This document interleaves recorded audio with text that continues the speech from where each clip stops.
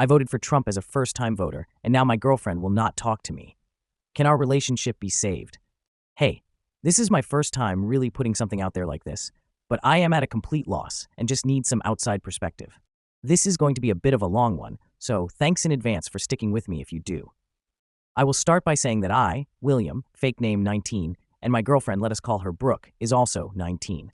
We have been dating for almost 2 years now, and for most of that time, I genuinely thought we would avoid the typical relationship issues you hear about. Brooke is honestly one of the kindest, most compassionate people I have ever known. She has been there for me when I was at my lowest. She always brings a smile to my face. It is one of the many things I love about her, and I think it is one of the reasons we clicked in the first place. Anyway, with all that being said, there is one thing we have always sort of avoided, and that is politics. It has never been a big topic for us, not even in passing. For me, I guess it was partly because I never really followed politics that closely. I grew up in a family where we did not talk about it much either, so it was not a major part of my life. As a result, I did not have strong opinions on a lot of things, and I think Brooke might have assumed we would be on the same page, whatever that page was. So here is what happened. This was my first time voting, and it was a big deal for me. My friends were talking about voting, and it felt like one of those adult milestones that everyone seems to make a big deal about.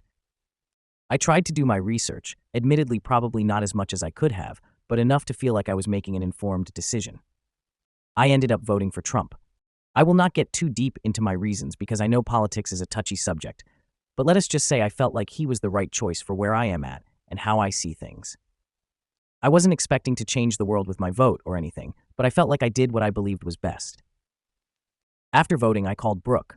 I was honestly pretty excited, not because of who I voted for, but because I had actually gone through the whole process. She answered, and it was like any other call at first. She sounded happy to hear from me, and I started telling her about the experience, how weirdly complicated the ballot machine was, how I had to get help, just little stuff like that. But then I told her who I voted for. And that is when everything changed. There was this long, heavy silence. She didn't say anything, and I could feel the tension through the phone. I finally asked if everything was okay, and she just kind of mumbled, saying that she had voted for Kamala. Maybe she was just flustered. It was like the energy in our conversation completely shifted. Usually, when Brooke and I talk, there is this easy, natural flow, but after I told her who I voted for, it was like she did not even know who I was anymore. I tried to lighten things up, talking about our plans for the weekend, or asking her how her day had been, but she barely responded. I am pretty sure I did most of the talking, which is not like her at all. If she has something on her mind, she is usually upfront about it, but that night, she was just distant. Over the next few days, things only got worse. Brooke started giving me the silent treatment, which was new territory for us. I would try to call, and she would not answer, or she would respond with these one-word texts that barely kept the conversation alive. When we did see each other, it was awkward. We didn't argue exactly, but I could feel this weird tension between us, like there was this unspoken argument hanging in the air. It is like she was holding something back, and I did not know what to do or say to fix it. The worst part is that she has been outright avoiding me. We had made plans to go out on Wednesday, something we always do, and she canceled at the last minute. She said she wasn't feeling up to it, but I could tell something was off. Brooke does not just bail on plans like that. I told myself it was just a bad day, but then it happened again on Thursday. It has been 4 days since I told her about my vote, and I feel like every day the distance between us is growing. Finally, last night, I could not take it anymore. I decided we needed to talk this out face to face, so I went to pick her up. I told her we could not keep ignoring this distance and that I was feeling lost. I just wanted to understand where she was coming from and see if there was a way we could move past it. That is when she opened up. She told me that she felt betrayed by my decision to vote for Trump, that it hurt her to see me supporting someone she feels represents values she cannot agree with. She said she never thought I would make a choice like that, and it has changed the way she sees me. I tried to explain that we would never discussed politics before, and it was not fair to expect us to see eye to eye on everything, but it did not seem to matter. She looked like she had been holding these feelings in for days, and now it was all just pouring out. We ended up talking for hours.